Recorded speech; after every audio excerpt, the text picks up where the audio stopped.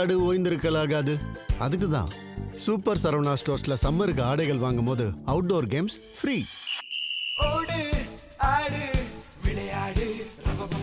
Super Saravana stores summer கோடையை கொண்டாடலாம். திமுக மீண்டும் ஆட்சி அமைக்கும்னு கருத்து கணிப்புகள் கூறும் நிலையில புதிய அமைச்சரவை குறித்து முதல்வர் மு.க.ஸ்டாலின் ஆலோசனை நடத்தி வராரு. நிர்வாக திறனை மேம்படுத்தவும் கூட்டணி சமநிலையை பேணவும் முக்கிய மாற்றங்கள் செய்யப்படலான்னு தகவல் வெளியாகி இருக்கு. அனுபவம் உள்ள தலைவர்களும் புதிய முகங்களும் அமைச்சரவையில் இடம்பெற வாய்ப்பிருப்பதா சொல்லப்படுது. இதனால தமிழக அரசியல் களம் மீண்டும் பரபரப்பை ஏற்படுத்தி இருக்கு. இது பற்றி ஜெம் தொலைக்காட்சி வழங்கும் சிறப்பு செய்தியில விரிவாக பார்க்கலாம்.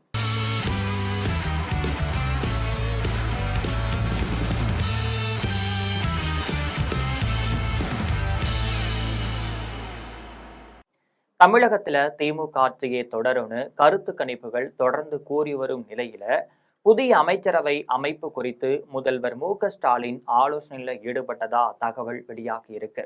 அதே நேரத்துல கருத்து கணிப்புகள் இறுதி முடிவு அல்ல என்றும் திமுக அரசு செய்த பல்வேறு சாதனைகள் காரணமாக தான் மீண்டும் திமுகவை ஆட்சியை தக்க வைத்துக் கொள்ளும்னு கட்சி தலைவர் ஸ்டாலின், அமைச்சர்கள், எம்எல்ஏக்கள், எம்பிகள் மற்றும் நிர்வாகிகள் நம்பிக்கை தெரிவிச்சிருக்காங்க.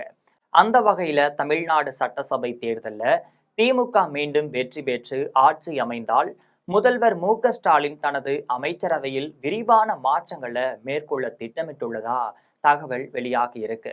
நிர்வாக திறனை மேம்படுத்தவும் கூட்டணி சமநிலையை உறுதிப்படுத்தவும் இந்த அதிரடி மாற்றங்கள் அமையும்னு அரசியல் வட்டாரங்கள்ல எதிர்பார்ப்பு நிலவிட்டு இருக்கு. இப்ப அமைச்சரவையில் இல்லாத செந்தில் பாலாஜிக்கு திரும்பவும் திமுக ஆட்சி அமைந்தால் முக்கியமான அமைச்சரவை பதவி வழங்கப்படலான்னு தகவல் வெளிவந்திருக்கு. கொங்கு மண்டலத்தின் முக்கிய அரசியல் முகமாகவும் தேர்தல் வியூகங்களை வகுப்பதில் அனுபவம் கொண்டவராகவும் இருப்பதால அவருக்கு திரும்பவும் பொறுப்பு வழங்கும் வாய்ப்பு இருப்பதாக அரசியல் வட்டாரங்கள்ல பேசப்பட்டு வருது.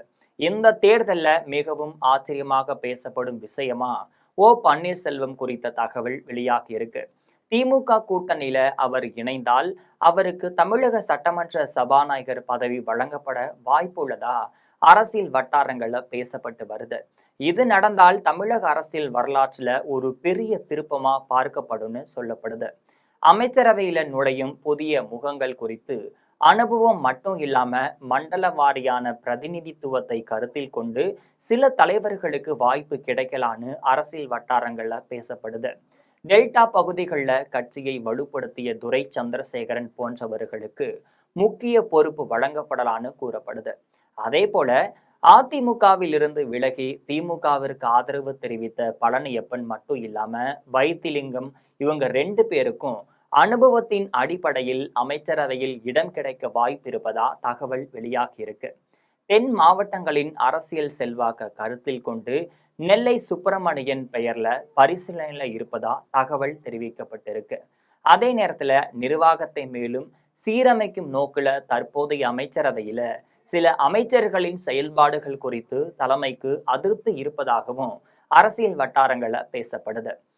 மீண்டும் ஆட்சி அமைந்தால் பர்ஃபார்மன்ஸ் அடிப்படையில பல அமைச்சர்கள் மாற்றப்படலான்னு நிர்வாகத்தில் புதிய முகங்களுக்கு வாய்ப்பளித்து புதிய ரத்தம் பாய்ச்சும் வகையில ஸ்டாலின் திட்டமிட்டுள்ளதா தகவல் வெளியாகி இருக்கு.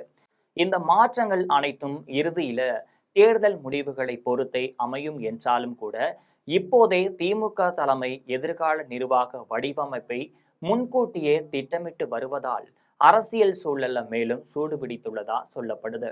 இது போன்ற நிறைய அரசியல் செய்திகளை அன்றாடம் தெரிந்து கொள்ள ஜெம் தொலைக்காட்சியுடன் எப்பொழுதும் இணைப்பில் இருங்கள்.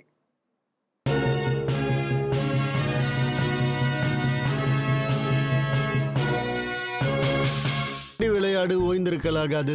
அதுக்கு தான் சூப்பர் சரவணா ஸ்டோர்ஸ்ல சம்மருக்கு ஆடைகள் வாங்கும் போது அவுட்டோர் கேம்ஸ் ஃப்ரீ.